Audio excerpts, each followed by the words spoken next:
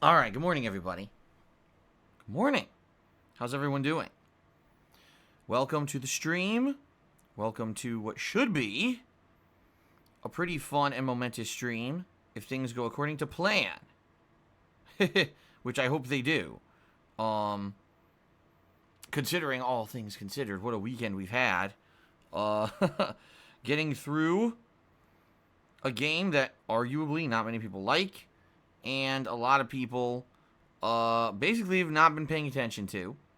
I think a lot of people are just already focused on this coming week. Can't say I blame them. But welcome to the stream. So today is Sunday, the 8th of November, 2020. I'm Darkside Phil. I welcome you here to my stream. Full day of streaming and very weird weekend for me because this is my last day of streaming for the week, which typically this is not the case. Typically I would be streaming more. And usually, excuse me, usually Tuesday is my day off. But this week, as I've been telling you guys, is one of the craziest weeks for gaming in recorded history. This weekend has literally been the calm before the gaming storm, meaning, holy shit, if you got something to do with games before this week coming up happens, get it out of the way, right? And that's been my, that's been my attitude this entire weekend, all right? So, holy crap, right? Before we even get to anything, I do feel that we do need to get this out of the way. The elephant in the room, I already talked about it on Twitter, but the passing of Alex Trebek, 80 years old, the man who for most of his adult career was the host of Jeopardy, a game show that was synonymous with America. Like, you know, it's an American game show that almost everyone around the world knows about, and arguably most of us who live in the United States have probably spent some significant time watching. I did. I used to watch this show with my parents during the evening, early evenings. It would be like local news, Jeopardy, and then whatever was coming on TV at 8 o'clock, you know, sitcoms or whatever. And pretty crazy. Pretty crazy to think that this man has been a part of so many people's lives. Not to say that he had direct interaction with anyone, but he touched so many people, being the host, the long time host of this show for decades and decades. I was a kid when this show was on TV, and I'm freaking 38 years old, right? Pretty insane. He had a very tough fight with pancreatic cancer. He was very public about it. He was very brave. He made it public so that people would understand what it's like to go through it. He shared his experiences with the disease with everyone so that we would all know what was happening. One of the most transparent people, which he didn't have to do. He very much could have kept it private, and he didn't. You know, he worked till the very end. That is insanely admirable, that he wanted to give as much of himself as he possibly could before he passed.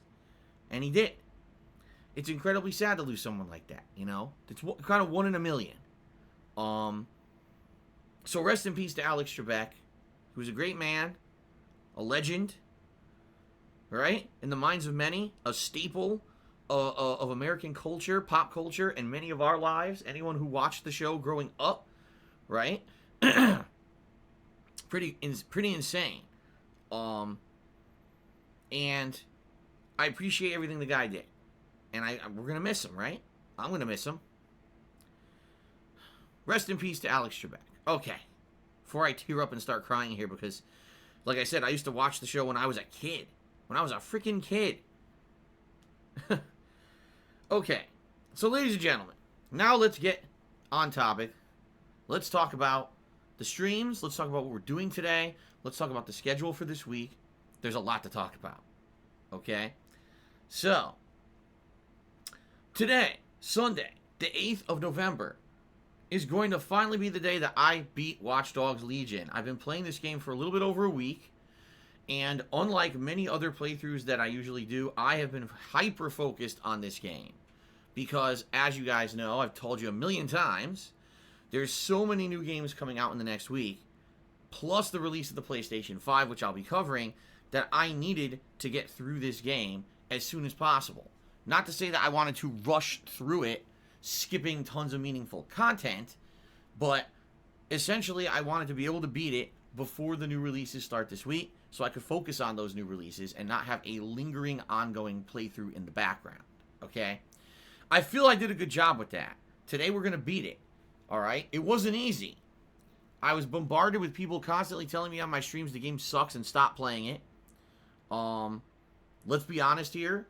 This weekend, because I feel I focused on this game almost exclusively as the main gameplay stream, contributions have been very low this weekend. I haven't hit the vest streak in 3 days. The one night that I did hit the vest streak was Street Fighter. Okay? So, it was tough. It was a sacrifice. A lot of people yelled at me constantly, why am I playing this game? Do something different. But I stuck to my guns. I said, we got to beat this today. We have to. We can't have this playthrough lingering unfinished. Number one, it would be unfair to those who actually were following the playthrough and enjoying it. Number two, I spent time invested doing it, and not finishing it would be pretty ridiculous. And I understand that there were people who hated it. I didn't hate it. I just didn't love it either. I think it was kind of an average game, while I think Watch Dogs 2 was actually a really good game. So, going from a game that started off, Watch Dogs 1 was kind of okay, but not great. Watch Dogs 2 was great. Watch Dogs 3 / Legion back to kind of being average. Alright? But I wanted to finish it. You guys know. Plus, the other thing is as follows. By the time that we kind of found out that it wasn't very good, which I would say was probably around, early this week, Thursday-ish, right? It was already not enough time to do anything else. Because it's hilarious. It's easy for people to say, why don't you just switch to something else? Okay, what? Because anything that I do that's an ongoing game that has a narrative, if I don't finish it, people get upset. Right? And I know right now there's absolutely no time to start up a new game. There's too much going on this week with new releases that people are going to want to see. So what exactly do you expect would be the perfect solution? There is none, In a case like this, it just makes more sense to kind of focus in on what you're doing and finish it up, tough it out, which is exactly what I did, versus starting something new that I know I can't commit to finishing, and it just adds to more disappointment as a content creator from your viewing audience, right? So, I was in a unique situation this weekend, but I toughed it out. I worked my ass off trying to beat it, even though there were some rough parts in there that were really frustrating. Namely, when you lose one of your most important operators, who is basically the way to beat these missions without too much difficulty, but then you got to do a series of missions to get that operator back, and the missions are glitched and shit, which they were. It's pretty fucking stupid. But we're going to finish it today. Alright? And again, I said this up front. I apologize in advance to those who didn't like the game or didn't care for it, that it was a crazy long weekend of covering this game, but I knew this was going to happen. I knew this is how we were going about it, because I wanted to finish it and get it out of the way and then say, okay, on to the new. Okay? So, the good news here is, for those of you who've absolutely hated every moment of Watch Dogs Legion, today is the finale and the culmination of said playthrough. Okay? Finally, you can rest easy. Oh, God, it's over. Yes, it's over. Officially, as of today, we're going to beat it. I'm in the final mission structure right now. We're about to start up the final mission structure of the game, which is basically taking on Zero Day, the group or person, because we don't even know if it's only one person or a group, that bombed London at the very beginning of the game and blamed it on DedSec. So it's the culmination of everything we've been doing. Likely it's going to be at least a couple of hours, if not longer. I feel that we should have enough time on this main gameplay stream to finish the game. I can't imagine this finals thing being like 4 hours or more long. But at the same time, even if it is, I guarantee you we're beating this game today. I guarantee you. Because I have decided that if we don't beat it on this main gameplay stream, we're playing it as the late stream. Alright? We need to finish this today. It's happening by hook or by crook. Alright? So, let's see how it goes. Let's have a chill time. Now, here's the other thing. If we end up finishing the mission structure relatively early on, there's a bunch of side content in the game I've mostly ignored. And the reason being was very justified. the side content in this game is completely worthless. Not to say it doesn't have unique stories. Not to say it's not somewhat entertaining if you enjoy the gameplay of the game. The problem with the side content of Watch Dogs Legion is that it's not needed at all. It actually doesn't help you in any way in the game. There are side mission structures for the police officer, Caitlin Lau. There's side content for the hacker, Not, I don't know how to pronounce the name. There's also side content for, if you can believe it, a British music star who likes to fall on his enemies or whatever. Or whatever the fuck it is. I don't even know how to say it. But basically, there's all this side content. And none of it does anything. You do these side mission structures, and sometimes it's multiple missions. Sometimes it's 2, 3, 4 missions in a row to finish them. When you finish them, you're like, okay, it's time for my big reward. What do you get? In-game currency, which is completely worthless. I'm at the end of the game. I have not spent a single dollar of in-game currency during the entirety of my playthrough. It's completely worthless. It does nothing. All you can do with the in-game currency is buy clothing. That's it. Clothing. So, unless you want to play a fashion game, dressing up your agents here, working for DedSec, it's worthless. Okay? So, I've mostly skipped all of the side content of the game because there's no point in doing it. After doing like 2 of these mission structures, I realized I don't get anything out of it. It doesn't give me an ability. It doesn't give me experience points or anything significant that I would use to get me ahead in the game. It's actually quite the opposite. It's just a waste of everybody's time. So, I didn't bother with it. Okay? But, why am I talking about all this? Because if we do finish the story early today, like let's say we finish off the story within 2.5 hours, and we still have like an hour of gameplay left on the stream, then likely I would probably go ahead and do some of the side missions just to see what they are, to finish off the playthrough, okay? But I don't know if we're going to have time for that. It's a situation where I just don't know how the end of the game, how long it is. If we need extra time, right, then we can do it. If we need the extra time, but if we don't need the extra time, then instead we'll do side content to fill the empty time. All right, so no matter what, we're all right, okay? We're in a good position. We're going to be finishing this game, and that'll be the end of it. Then we don't have to hear about it anymore. Don't have to hear any more complaints that people don't like it. All right, we're going to be moving on to very different stuff this coming week. All right, fair enough? Okay, I hope so. All right, so Watch Dogs Legion right here on the main stream, finishing up.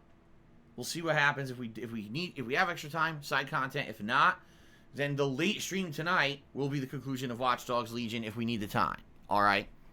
Now, if we beat Watch Dogs Legion, then tonight's late night stream will be Genshin Impact, a 2-hour chill stream, just continuing on the playthrough.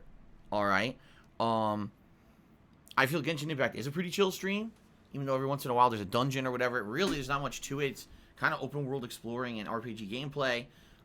So that should be a nice way to end this crazy streaming week of trying to get everything done in time. We have a nice relaxing stream, the calm before the storm, right? All right? So that'll be about 6:45 p.m. Pacific time later tonight. Tomorrow I'm off from streaming, which is very abnormal. Normally I would be here every Monday. Usually Monday is my last streaming day of the week. But because of the insane amount of new releases coming out starting on Tuesday, I am off on Monday. All right? In the meantime, ridiculous amount of stuff you guys should get caught up on. At this point now, we've got a full-on run of the Dark Pictures Anthology, Little Hope.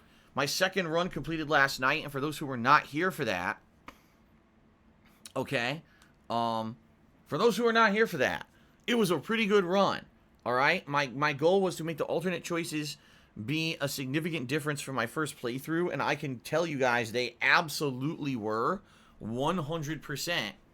It was a very different ending than my first run. So if you didn't see it, It's live over on DSP Gaming right now. Both runs, both the blind run and the alternate choices run. I hope you'll give it a look. That is actually tied in my mind for best horror-themed choose-your-own-adventure game, along with Until Dawn. I feel they're equally good. I felt Man of Medan was kind of subpar. I actually feel that those two games have been outstanding, Little Hope and Until Dawn. So if you like that, I hope you will watch it over on YouTube. Okay? I hope so. All right. There's also other stuff I did this week. A throwback session of Street Fighter that was actually quite entertaining and fun. It wasn't as laggy and annoying as usual. You know, there was other gameplay there that we tied in there as well. So good stuff. Give it all a look. All right. I'll be back on Tuesday. And Tuesday it'll be a double new release day. In fact, tonight, when I finish up with my late stream, I will be buying both Assassin's Creed Valhalla as well as Yakuza 7 Like a Dragon. I am very excited for this coming Tuesday. Not only is it a double new release day, but from all reports, these games are quite good. Assassin's Creed Valhalla apparently follows in the vein of Assassin's Creed Origins and Odyssey, adding in a few new things. An interesting plot. Of course, it's going to have a lot of content. I've heard it's not as long as Odyssey, but at the same time, it has a lot of meaningful content. So if it's as good as Odyssey, I think I'll like it. So that'll be good. And then Yakuza 7. This game's been out since January in Japan. That's a long time to wait for it to come across the ocean, right? And come to the United States. From all reports, Yakuza 7 is almost a shoo-in for the best game in the series. People are saying that the transition from action-based combat to RPG-style turn-based combat allows the animations and the fun to be even more zany, and that it's super entertaining to play this game. People who are fans of Yakuza who were not sold on it being an RPG absolutely love this game. So that's a good sign. Number one, I love the old Yakuza games. I've played them ever since Yakuza 4, right? Plus 0. And I love turn-based RPGs. So it's kind of like the perfect combination, combining a gameplay style I like with a game franchise I like. I think it's going to be pretty neat. Okay? I hope so. All right? I hope so. So, looking towards it. The other thing is, it's a new cast of characters.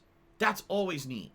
They're not just reusing the same plots. They're not reusing the same characters. It's a brand new storyline, which is going to probably be really refreshing, just like Judgment was last year. I think this is going to be just as fun and refreshing. So, I'm excited. I am. I'm very excited for Yakuza 7. So, Tuesday will be Assassin's Creed Valhalla and Yakuza 7. And then Wednesday, it's going to be a flip of that. Okay? Where it's going to be Yakuza 7 and then Assassin's Creed Valhalla. Thursday is completely up in the air because it all depends on when my PlayStation 5 is going to get delivered by Amazon. If it gets delivered earlier on, then obviously we're going to do a nice full unboxing stream, hooking it up, messing with the dashboard, messing around with the settings, working with my capture setup, downloading day one games, playing some day one games, all that stuff. But if it doesn't show up sooner in the day, then what I'll do is I'll just do gameplay streams of Assassin's Creed Valhalla and Yakuza 7. So it'll just be like a normal new release day while we sit around and kind of wait for my PlayStation 5 to arrive. Okay? Even if the PS5 arrives relatively early, I still don't foresee us doing any major gameplay sessions. I think it's going to be more about exploration of the console and just kind of messing around with it rather than doing anything serious. Okay? So it'll be a neat day regardless, as long as the PlayStation 5 arrives. I seriously hope it does. Now, if it doesn't, then what'll happen is, on Friday, I'm going to start up Call of Duty Black Ops Cold War on the PlayStation 4 Pro. And likely I'd like to try to do the multiplayer of it, but I don't know if we'll be able to, because we all don't know what's going to happen with launch day connections for a game like that. Sometimes it completely fails and you can't even play the multiplayer, right? But I would like to do a major session of Call of Duty Black Ops Cold War multiplayer on Friday, if possible. All right? We'll see. If my PlayStation 5 still hasn't arrived, then maybe that night I'll do some of the campaign, or maybe we'll do more Assassin's Creed or Yakuza, depending on what you guys want, all right? But if my PlayStation 5 has arrived, then likely what we're going to do is play everything on there. Call of Duty will be on PS5. We'll transfer over the playthrough of Assassin's Creed Valhalla to PS5. And of course, you guys are going to want to see me play launch titles. Bugsnax, Demon's Souls, Spider-Man Miles Morales are the 3 that are at the forefront of my mind that I absolutely want to try out on PlayStation 5 and see what they are and see how they turn out, okay? So that's basically the week. It's going to be a balance between Assassin's Creed and Yakuza until the PS5 arrives. On Friday, no matter what, there will be some Call of Duty Black Ops Cold War, but it'll be balanced with other stuff. Also, with the arrival of the PS5, I'll be checking out those launch titles. It's going to be an insane weekend. Okay? Absolutely insane. So, pretty cool. I'm excited. I know you guys are. You guys have been telling me all year you can't wait for the launch of these new consoles, right? So, good shit, as they say. Good shit. All right. Outside of that, folks, this month, we have a subscriber goal of 825 concurrent subscribers, all right? If we hit that goal, it is time for a fun Halloween marathon. Halloween? Let's try that again. Holiday marathon, i.e. Christmas marathon. It'll probably be 1 to 2 days before Christmas Day. It'll be a series of games. That'll be a mix. Likely it'll be a couple multiplayer games that I will choose, including, likely, Call of Duty, as long as Call of Duty runs well, and I'm enjoying it. But it may be some other stuff, too. Maybe some holiday Fall Guys or something like that. And we'll pair that in with games that you guys nominate and want to see. All right? So it'll be a good mix. During the holiday marathons, I typically drink, meaning I probably have some beer, some eggnog, sometimes some hard liquor. It all depends. We'll see what I can find this year. But in addition to that, I usually dress up in festive holiday attire, a couple Christmas sweaters and hats and the like, to try to get into the festive mood. We usually have a really good time on these streams, okay? So, I think it's going to be a great time. I do. I'm looking forward to this very much. I hope you guys are too. I hope it will hit the sub goal to make it happen, all right? If you're not a subscriber to the channel, you're missing out on a ton of options, including so many features that you get for it. Number one, over 40 emotes. I have some of the most emotes of any channel on Twitch. Pretty crazy. You also don't have to watch advertisements when I take ad breaks. If you're a paid sub, advertisements do not play on Twitch. And in addition to that, you get a cool chat crown badge to show how long you've been a supporter. So, many benefits. If you are already a sub, perhaps you want to consider gifting a subscription to your fellow stream viewers, stream chatters, someone you're friendly with. You want to say, hey, happy holidays, and be nice to them. That's a perfectly viable option, and that counts towards the sub goal as well. So, please consider subbing or gifting a sub to the channel. Again, we're trying to hit 825 subs by the end of the month. Now, if we do hit 825 subs, I already have ideas for other tier goals, but let's see what happens here. Let's get to tier 1 before we start talking about other tiers. Fair enough? All right. One final thing before we move on to some gaming news and some shout-outs. All right. This weekend, as I said, has been pretty much one of the slowest weekends I've ever had on streaming, at least this year. You know, this year's been pretty supportive, and this weekend, for whatever reason, everything has dried up. I haven't had a vest streak, a vest goal hit since Thursday night. You know, it is what it is. I get the feeling it's a combination of factors. It's that a lot of people don't care about Watch Dogs Legion and are waiting to come back to the channel once I start playing the new releases this week. In particular, the PS5 coverage, I get the feeling. In addition to that, everyone is kind of saving up their money probably to buy all the new releases this week. This is the biggest new release week of the year with the amount of games that are coming out. Okay? So, all I will say is this. This year has been probably the most supportive streaming year I've ever had. I have no right to complain, and I'm not complaining. But this week, I have to spend a ridiculous amount of money buying all this stuff to cover it this week. The problem is, I don't get paid by Twitch until the 15th or later. The 15th is a Sunday, which likely means I won't get paid by Twitch till like the 16th or later. But I have to buy all these games this week.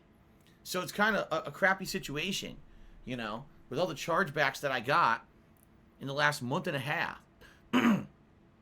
It put me from a really good position where it looked like I was going to be ahead of the curve, and I was actually planning on pre-ordering all the games and everything early, to now being behind the curve because a lot of that I thought I earned got completely taken away, and it was not a very good situation trying to rectify my PayPal account. Let's just put it that way.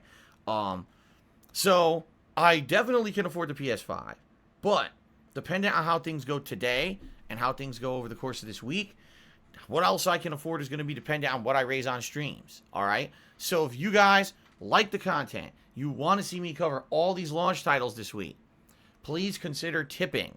Tipping gives me funds that I can spend immediately on all of this stuff, all right? I'm not concerned about the console.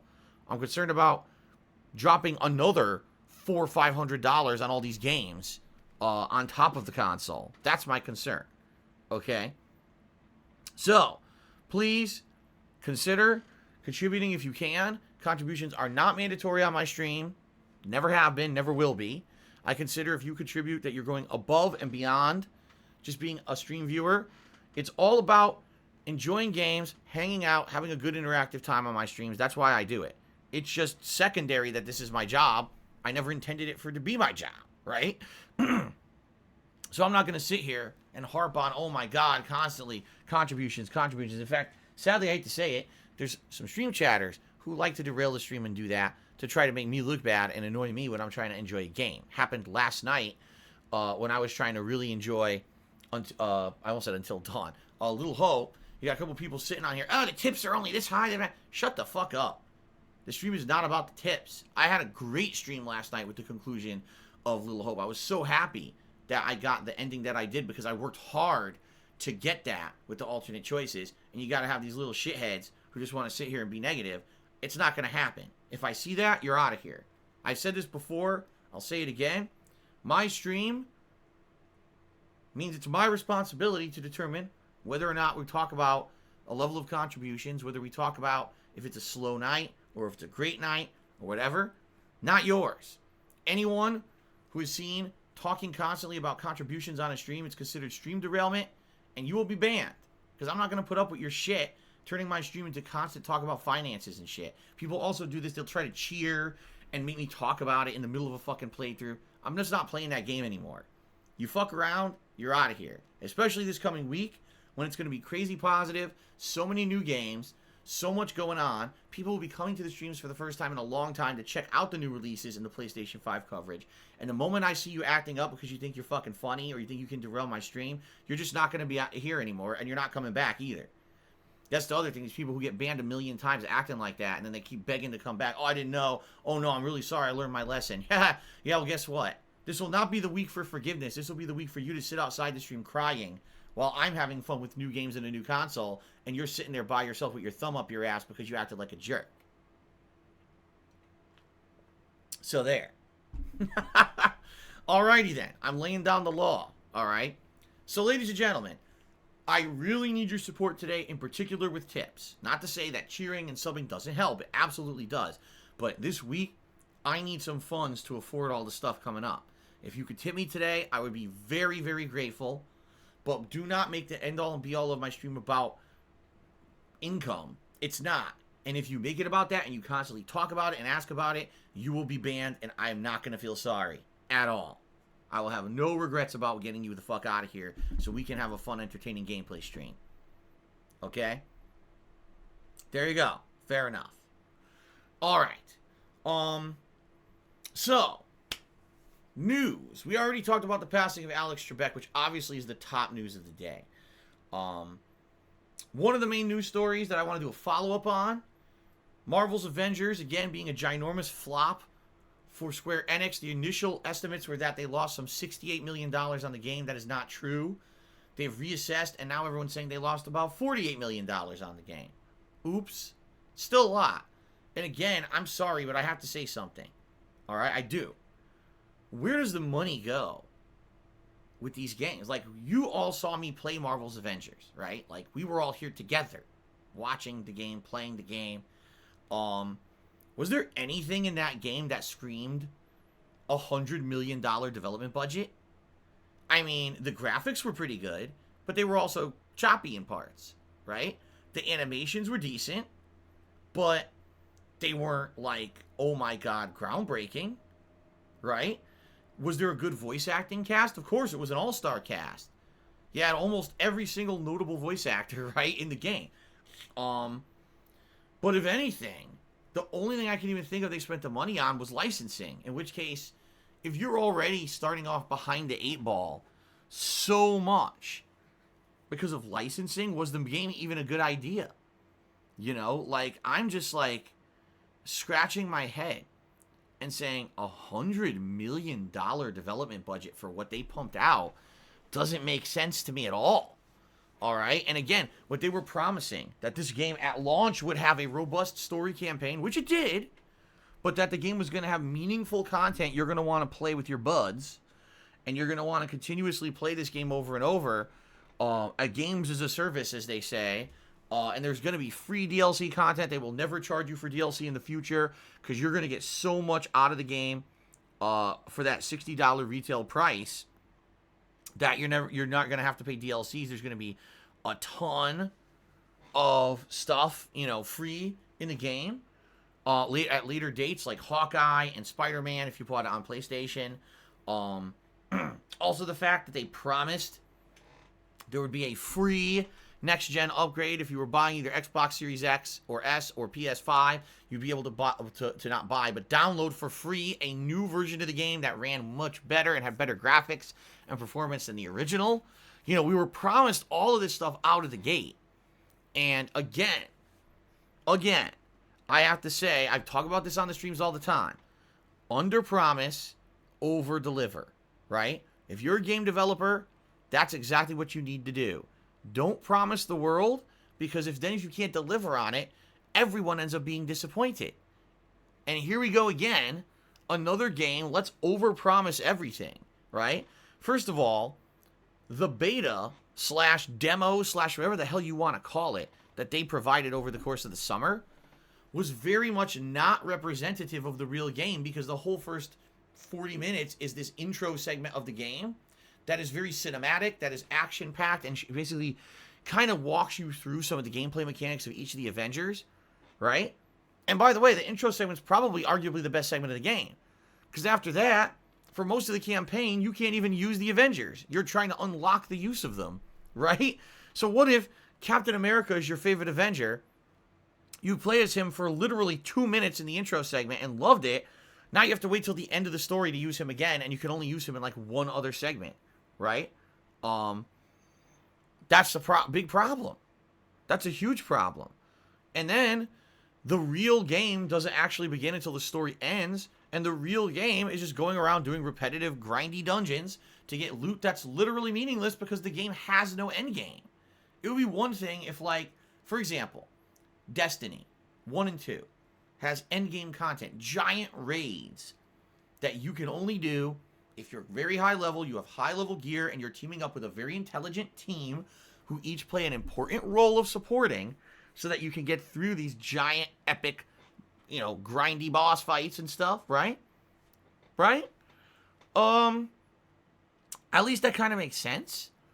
But right now, Avengers doesn't have that. Avengers just has the same exact kind of dungeons over and over and over. And that's it. To the point where I knew, after I beat the story, I likely wasn't ever going to touch it again. And I was correct. I played it, and no one really cared. And by the way, it wasn't just me, it was everybody. Everyone beat the game and said, okay, well, there's nothing right now. We don't want to sit here grinding endlessly for worthless loot. So, drop the game until something new comes out for it. Right? Sadly, I just hate to say it. This is a game that was doomed from the start. Okay? When you are a game publisher or a game developer or both, you need to sit down, you need to look at the gaming climate, and you need to realize what's hot and what's not. You can't just say, oh, let's copy what other people have done and it's successful. All right? We have these waves of games that are in fads. In the 12 years I've been a content creator, I've seen many fads come and go. When I first started covering games for the internet, it was zombie games and first-person shooters. For a 2 to 3 year span, there was an exorbitant amount of zombie-related games and first-person shooters. Then that fad died out. Then it became motion controls. Every game developer wanted to make a game with a motion control, whether it was the the Wiimotes for the Nintendo Wii, the Kinect for the Xbox 360, or the stupid PS Move controllers for the PlayStation 3. All right? Then they moved on to the next fad. So recently, what are the two biggest fads? It was co-op looters, meaning games such as Destiny and The Division, which were very successful. Both Destiny and The Division had a sequel. Both the sequels were successful as well. All right? But then you got to move on and realize there are games such as Fallout 76, Anthem. And these games came out, 1-2 years ago? If not longer? And they flopped horribly. No one wanted them. But it's the same kind of formula. All the other games, no one wants them. Just because you slap a co-op looter style game with an IP like, it's Fallout, people will play it. It's BioWare, people will play it, right? It doesn't mean people will play it. You have to have a catch, you have to have something unique, you have to have a reason for people to want to invest in a games as a service model. And if anything, the last 2 to 3 years have shown us the model's dead. It was successful, but there's very few games these days that are still pulling it off. I would say Destiny is one of the very few that has actually succeeded. All right? And still to this day is successful. Most of these games as a service games are dying out. All right? Another one is Battle Royale, right? At one point, you had 1 million Battle Royale games on PC, then they all got ported over to console, then Fortnite hit, and oh my god, the insane explosion of Battle Royale, and then of course Call of Duty had to jump on that bandwagon with Blackout and then Warzone, and so many, Apex Legends, and now Battle Royale's fad is starting to die out. Yes, those games that were there are still kind of successful, but you're not going to see many other game studios pumping out Battle Royale at this point anymore. It's kind of dead, right? So this is what I mean, like, if you're in game development, you have to be able to identify a fad when it's hot and jump on it when it is, or else do something different. And Square Enix, Crystal Dynamics, they didn't understand that looter, co-op looter fad was dying out. Apparently they didn't do enough research. Just because we slapped the Avengers on this style game, it's going to be successful. Why? Listen.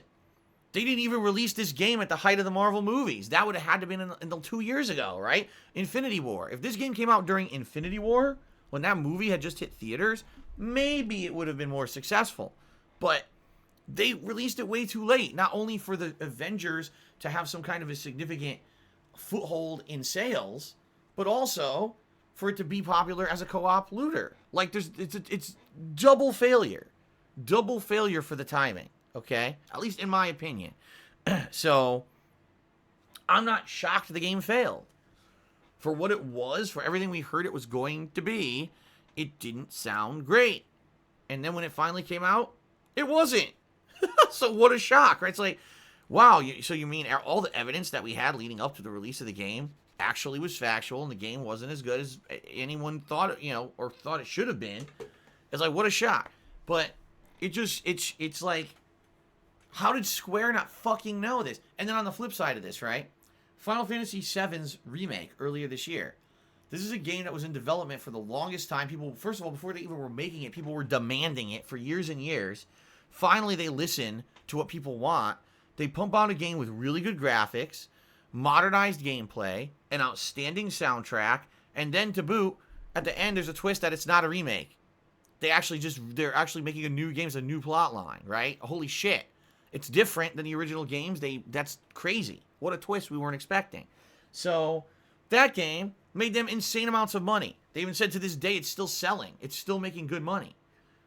So it's kind of like, yes, if you use common sense, right? And you put out something people are asking you for constantly for like a decade, people will buy it and you'll make money.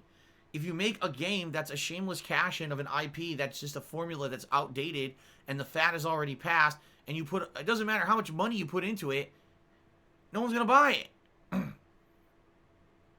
So, I'm not shocked that it lost $48 million or whatever, right? It's like, you're out of your minds. It's just like, what the fuck, right? I don't know. It's just weird. It's weird reading stories like this. Like, who are these bigwigs at these corporations who are greenlighting these projects? Oh, this sounds like a good idea. Wait, what? You actually think doing a co-op looter shooter, or excuse me, not a shooter, just a looter, I guess, a co-op looter in 2020, 2 years after the height of the Marvel movies, spending how many millions of dollars to get the licensing fees, you know, this is a good idea. Who thought this?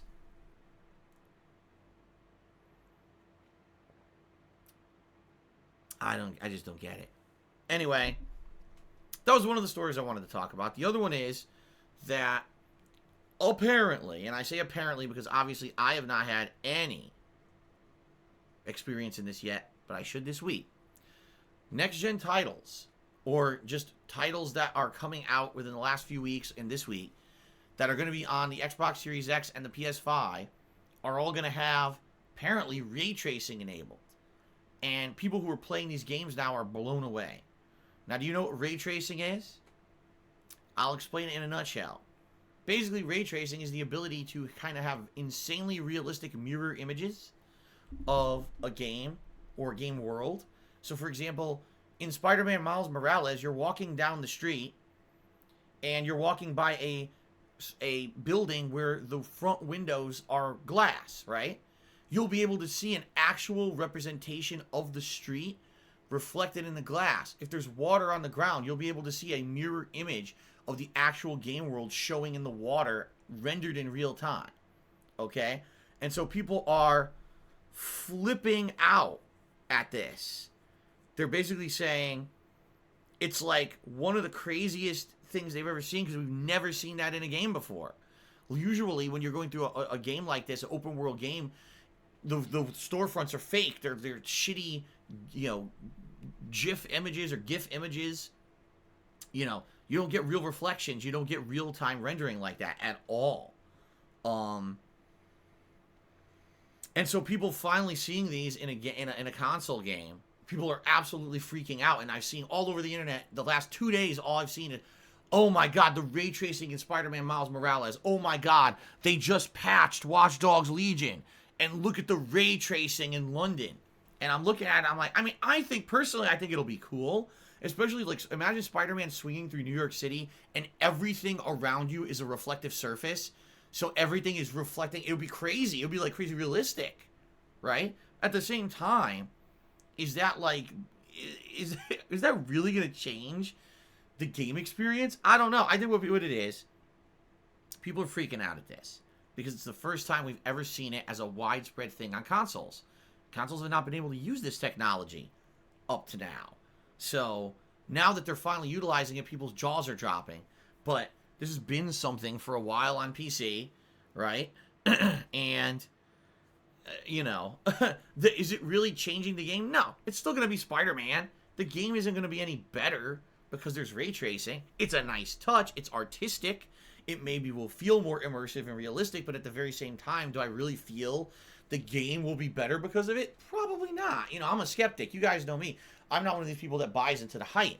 So I like reading about it on Twitter, and I like people getting excited for it and posting up some nice, pretty pictures of it. But I'm like, okay, that's great, but how exactly is that going to change anything? Is that really a game changer? I don't know.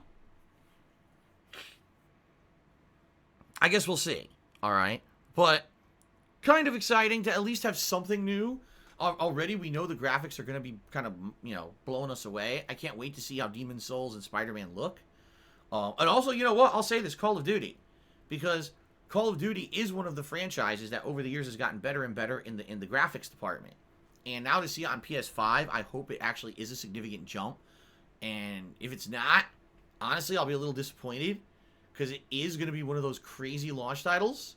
And I'd like to see if the graphics are going to be much better. But I guess we're going to find out. Okay?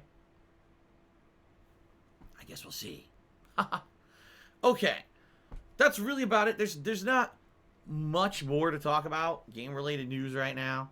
I guess we'll get to shout-outs. Alright. So, scroll down here. We start off with an overnight cheer from Golden Colts, who says, "What is your best and worst experience with McDonald's fish fillet sandwich?" Well, first of all, I'll say this up front. I've not had tons of experience with the fish fillet sandwich. All right. I've had it a few times. Usually I have it if I'm looking for variety. And usually they push the fish fillet sandwich around Easter time. Because for those who are not religious, you wouldn't understand this, but those who are Catholics, I mean Roman Catholics, there is a time called Lent. During this time, the Catholics are supposed to sacrifice. And one of the sacrifices that Catholics are supposed to make is they don't eat red meat, or they don't eat meat at all during a certain time period. Now, at one point, it used to be an actual insanely long time period. Like, for months, you don't eat meat. Then they changed it to, like, oh, like, every Friday you can't eat meat. I don't even know what it is now because I haven't cared about it in some 20 fucking years. My mom would be able to tell you, I'm sure, what it is because she still follows it. But anyway, during this time period, basically all fast food stores in America start selling fish products. Every one. I'm serious. Like, every single store will be like, buy our fish sandwich. Because it's not meat. It's fish. It's not considered, you know, the meat you're not supposed to eat during Lent. Okay? So in particular, that's what I would see advertisement for. And, it, you know, I don't eat McDonald's anymore. But back when I used to, you know, some 10 years ago when I was eating fast food constantly when I was doing videos for YouTube, yeah, I had a few filet of fishes. All right. When filet of fish is good, it's a nice, light, crispy, but fluffy outer fried crust, you know, the batter. And the inside, the fish is fluffy as well, and full of flavor and warm on the inside. But I've had some nasty filet of fish where they overcooked it, and it's like a rock. Like, I'm serious, like the coating is way overcooked, and so instead of being light and fluffy batter with a crispy crunch to it, instead it's like you're chomping into pure layers and layers of rock hard batter, and all you can taste is the fucking frying oil. The fish on the inside is either cold or completely soggy because it's so oversaturated with oil because they overfried it that it's disgusting. I've had both. I don't have a specific time that I could tell you, oh, yeah, I had it this time and it was terrible. But I've had both.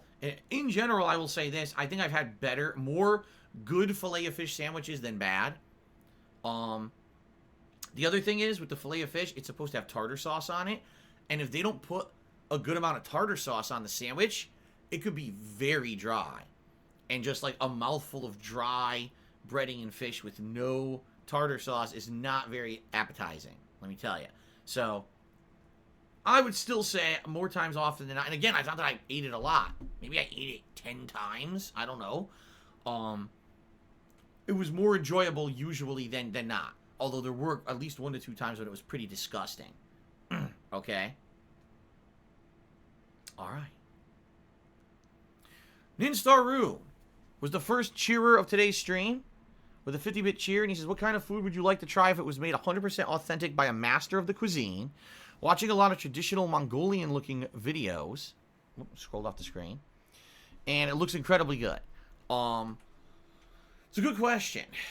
Would I maybe like to have, first of all, since I am a quarter Italian, maybe I'd like to have some really authentic Italian dishes straight from an Italian chef out of Italy to see what is the difference between the Americanized Italian that we've all been fed versus authentic Italian food, okay? That would probably be one.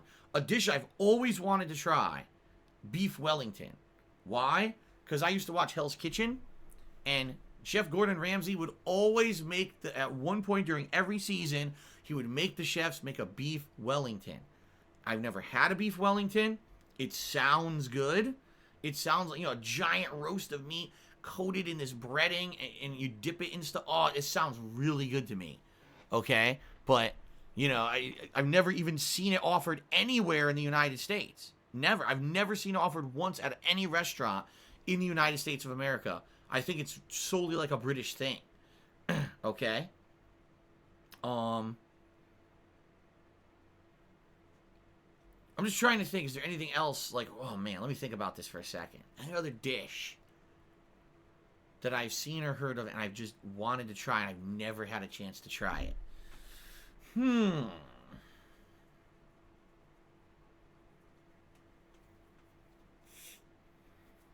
You know, no, honestly, nothing's really coming to mind. I think that's kind of my honest take.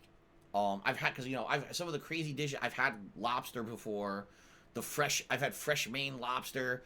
I've had insanely high grade steak. You know, I've kind of had all that stuff. And the other things that you would think of, oh, this is high grade gourmet food, like, you know, fucking escargot with caviar and shit, truffles. I don't care about any of that. I seriously don't care about any of that. So that would probably be my stuff. Okay. I'm sure everyone else, maybe someone want authentic Asian food, or man, could I get a real authentic fresh ramen or a sushi or something straight out of Japan? You know, I would say I've kind of had authentic Chinese food because I've been to a couple restaurants where it's actually made by authentic Chinese cooks rather than Americanized dishes, and let me tell you, it's very different. Authentic Chinese cooking versus Americanized cooking is so crazy different. And a lot of people might not even think that it's very appetizing. Now, I used to go to Chinatown in New York City and get the actual authentic meals, and man, they're different. Anyway, that's my take. Okay, Rob is here, and he tipped $10, the first tip of the day. Let's get Rob up on the leaderboard. Thank you very much, Rob, for getting the tipping started. I really do need help with tips for this coming week, and I do appreciate that. Okay, Rob says, a thought for you. We knew about Assassin's Creed Valhalla at the end of last year, yet we only found out about Watch Dogs Legion in June. Even back then, I was thinking this game is being made so Ubisoft could say that they were making a Watch Dogs game. I'm angry, but this happens loads now. Well, no, that's not true. In Watch Dogs Legion, wasn't this announced last E3? I thought it was. I thought it was announced last E3. But there was so little information. All you knew is that you were going to be able to recruit people. That was it. Maybe I'm wrong. This year's been so screwed up. Like, my head is screwed up. When did we first hear about Watch Dogs Legion? Wasn't that 2019? Was it E3 2019? I swear it was.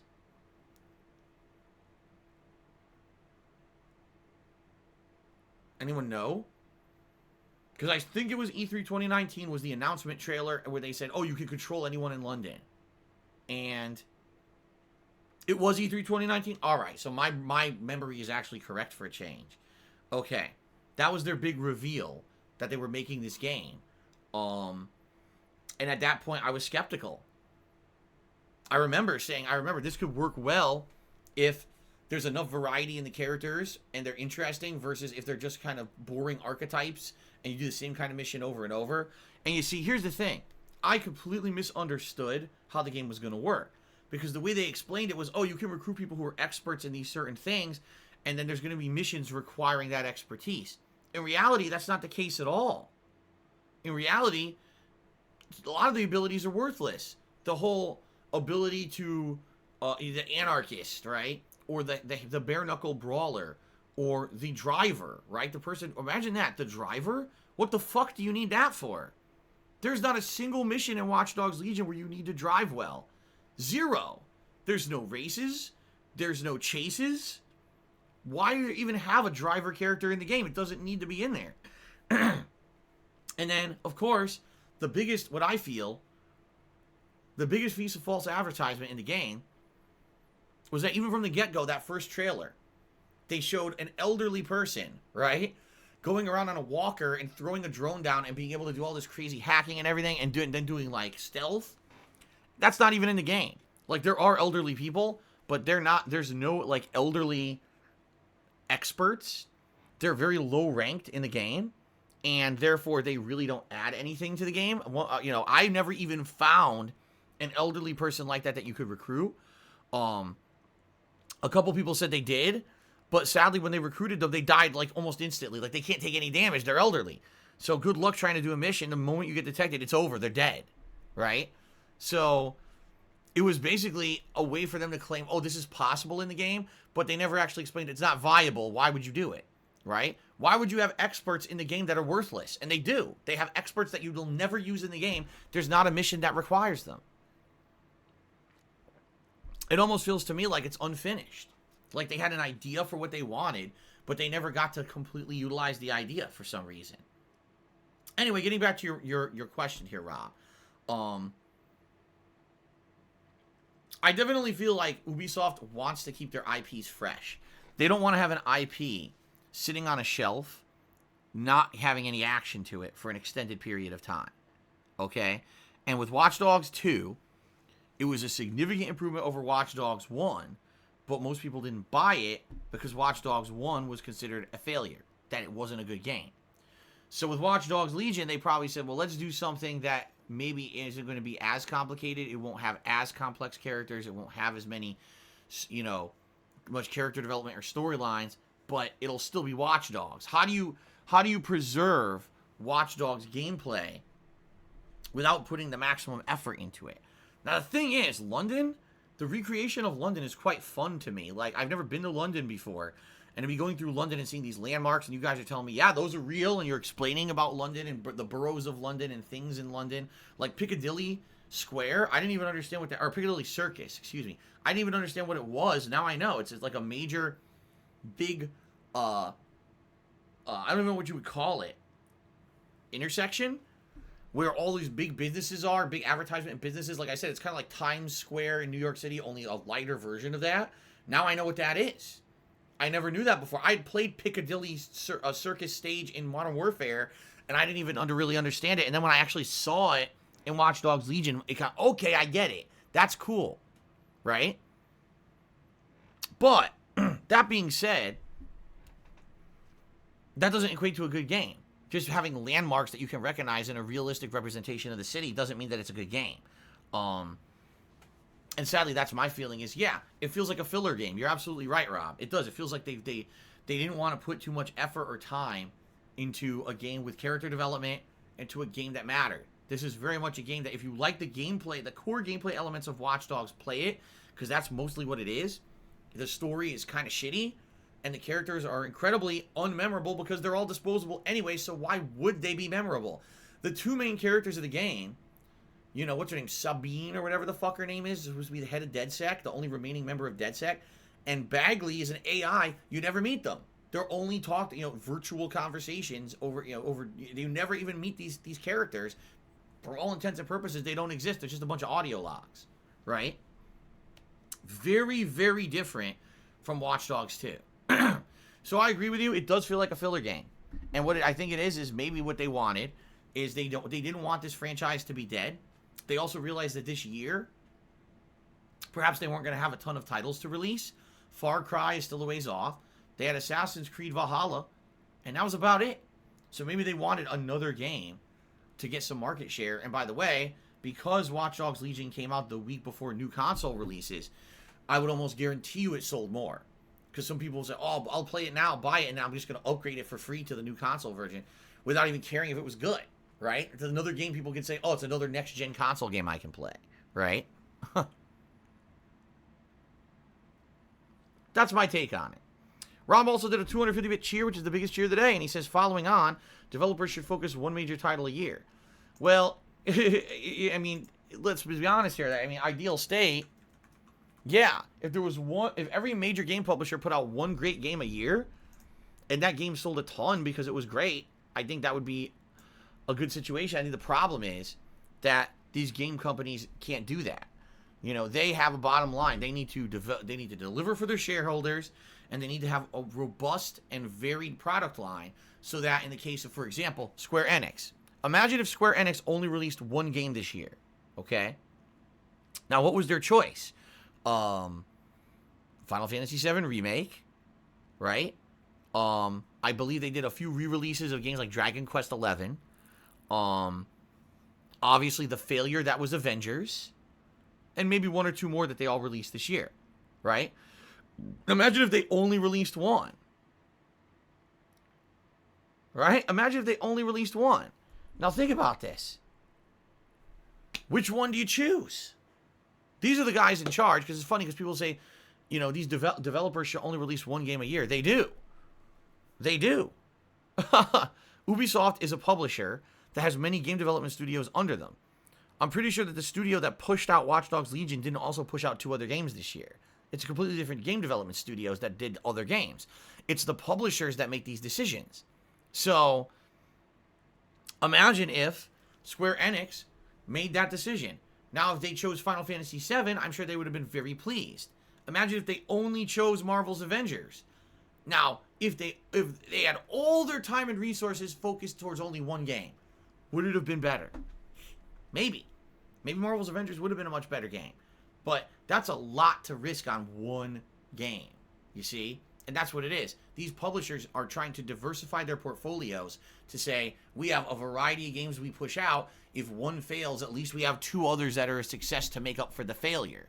Marvel's Avengers is just one case where it was such a tremendous failure, $48 million lost. That's going to be hard to make up. They're very lucky that they had the success of Final Fantasy VII to help negate and offset that, or else they would have been in a pretty bad situation right now. But basically for me, I do agree with you. I feel that if they took more time and developed less games and put more time into the games, they would probably be better. At the same time, I feel like they don't think they could do that. From a corporate money-making standpoint, they're trying to do the right thing with a balance, and they feel that more games means more potential for success. Sure, it also means more potential for failure, but if they get kind of mediocre to good sales on 5 games and then really bad sales on 3, it more than offsets it, and they end up in the green, or the black, I guess you should say, and then everyone's happy, including the shareholders. Versus if we only make 1 or 2 games this year, and one of them sucks and one of them's good, it offsets, it's a wash, uh-oh, now we're in trouble, you see? That'd be my guess. But again, this is just me guessing from my experience in the corporate world and seeing how business works. So, RBG fan, thanks for the cheer, but your message is incredibly stupid, so I'm skipping right over it. Carlton Jr. cheered. He says, I'm glad these games as a service are flopping. It leads gaming culture into a negative direction. I hope mobile games follow. I feel they're trying to condition the common gamer to think it's acceptable to cut content and put it behind a paywall. Well, to some extent, you may be onto something here, Carlton Jr. It may be very well that these game developers who are making games for PC and console are pretty angry that mobile game developers who use this kind of loot box model, pay over time, microtransactions over time, that maybe they're upset that they have not been able to capitalize on that. Now, the truth of the matter is, mobile games who have these formulas are very, very, very different. They're free to play up front. They hook you on the gameplay and then say, hey, you want to advance? Toss me a few bucks here. Toss me a few bucks there. By the way, want to participate in the new event with great rewards? You got to dump a ton of money to get the new characters or new requirements to do so. So, in reality, mobile gaming success in a lot of ways is based off of addiction. While if you pay $60 up front for a console game, that is not addiction, that is an investment. You paid up front for something, you expect to get quality out of it, versus someone who is playing something for free, gets hooked on it, and now they're dumping ridiculous amounts of money over a period of time. What it is these game publishers want to cash in on that, and they see games as a service as a way to integrate that into a console game. But sadly, that ain't gonna work, as we've seen very rarely. I mean, maybe with the sports titles, like Ultimate Team in games from EA Sports. Maybe that's the one case where it's been super duper successful. But outside of that, have we ever seen an actual console game franchise be insanely successful with just microtransactions? Right? I don't know, man. Anyway, thank you for the cheer, Carlton Jr. You might be onto something. Knows Nobody did a 100-bit cheer, so I'm wondering, since you record in 30 frames per second, will you play newer games on fidelity mode instead of performance mode? Well, for me, I think it'll depend on the game, all right? For example, Call of Duty, if I'm playing online, I'm sorry, I need to play at the highest frames per second. I need to be able to see enough going on that I can react and play better. And I'll be honest, when I'm playing first-person shooters in 60 versus 30 frames, typically I can do way better because I can react faster. All right, when you play a competitive first-person shooter at 30 frames, it feels sluggish to me. Okay, now other games that maybe not so much. You don't need those crazy instant reactions. Maybe I will play them in performance mode to try to put out the best graphical quality for you guys. All right. The thing is, I have absolutely no idea if you guys are going to be able to see it anyway. You got to realize, when you're watching on stream here on Twitch, it's downgrading everything I'm doing to 6,500 kilobits per second. When you're watching on YouTube, it's 9,000 kilobits per second, but YouTube runs everything through a downgrading filter so that it could put those videos out at various qualities, 480p, 720p, 1080p. So it doesn't really matter, I feel. It doesn't really matter at all. It seems to me like it's not going to be a consideration because they're probably going to look the same anyway. You know, until Twitch allows streamers to stream at a higher bit rate, or until YouTube stops downgrading the goddamn videos, I don't see how you guys are going to see much of a difference. I think what you've been seeing in my streams and videos recently is pretty much the epitome of what you're going to see until one of these services ups their game. It's not about the content creator capturing it in one way or another. It's more about these services upgrading. Right now, I would love to stream 1080p 60 frames per second on Twitch, and they won't let me. They will not let me. If I do that at the bit rate that's the limit, it will look like shit. I know because I try. Okay? Ninstar Rune Cheers regarding Lent. I recall a sect of Catholicism claimed back in the colonial ages beaver did not count as meat. There's a lot of weird leaps in logic. You can also eat gator and muskrat. Yeah, and of course it's all bullshit. They all make it up. They just make that shit up to fit their own agendas. So, thank you for the cheer, RPG fan cheers. If you eat a fish, make sure you didn't drink a bunch of water. The fish will go glug glug in your tummy. This is why I don't read RPG's fans' messages. Wooback Baby 94 tipped me $10. Thank you very much, Wooback Baby. His PS5 hype, 4 days left. Haven't been this excited in a while. Yeah, I am. I'm pumped for this week. I really am. And I don't usually get pumped for stuff. You know me, I approach things very skeptically, very apprehensively these days. Because we get so many disappointments when it comes to things that get hyped or overhyped. I am genuinely excited this week, not only for the new releases, but the PlayStation 5 and being able to play the new releases on a new console. I hope it does work out to be worth the investment. I hope you guys will join me to see if it does. You know, we're going to find out together, collectively, how good the next gen is. It's pretty excited. Jet, thank you for the tip, Wooback Baby. Really appreciate it. Jethro's main cheers and releasing one game every year is a horrible idea. Quality would be shit. They put out one every few years like Kojima Productions Sucker Punch. Well, actually, okay. If a game development studio put out one game a year, I agree. A 1-year development cycle is way too short. I think what we were trying to spin that question into was the publisher putting out one game a year, right? Because let's say, for example, Ubisoft. They have so many studios under their umbrella. This year, it's this studio's turn to put out an Assassin's Creed. Next year, it's time for a Watch Dogs game. The year after, it's time for Far Cry. You see? Maybe if they did that and they took 3 years and they alternated between, it would be better? I don't know. I'm Bran Barker. Did a 50-bit cheer? Do you think we should change it that the gaming news segment is only every other day? It feels like there's not enough news and we go over the same stories. No. Okay. Let's get the shout-outs. Ladies and gentlemen, today is Sunday. That means today is the last streaming day of the week per Twitch. Incidentally, it is my last streaming day as well. Oh, wait, I forgot to do something. Hold on. I'm Bran Barker. No. Okay. So anyway,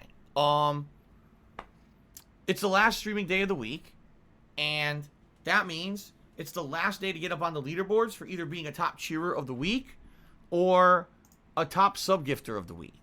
Okay? So,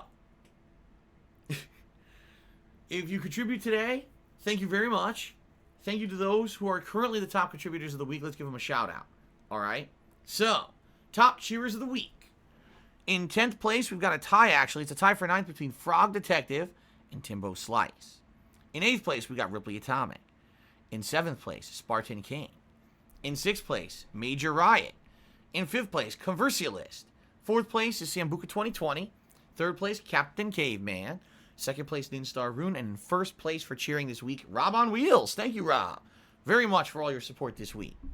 Also, thank you to those who have gifted subscriptions to the channel so far this week. I appreciate this very much. First of all, there's many people who gifted a single sub, and I appreciate all of you. Only 4 people show up on the leaderboard because it can only fit 10 people. So thank you to Big D's, Beastbod, DC Fan 200, and Wooback Baby, who all gifted a single sub this week, and to anyone else who did as well. Okay? Thank you to Ultima Cloud 7 and Darkside Elon, who each gifted 2 subscriptions to the channel this week. Thank you to Kashmir Goat, who gifted 3 subs to the channel. Thank you to Django Pops, who gifted 5 subscriptions to the channel. Special thanks to Dr. Tony Huge, who gifted 8 subs to the channel this week. And ladies and gentlemen, in first place, with 10 gifted subs to the channel, thank you very much, Murdoch. Thank you, and thank you again. All right? Good stuff. All right, my friends. So, that is going to be it. Thank you for a fun pre-stream. Let's take a brief break for me to use the restroom. And then we come back, and it is the conclusion of Watch Dogs Legion.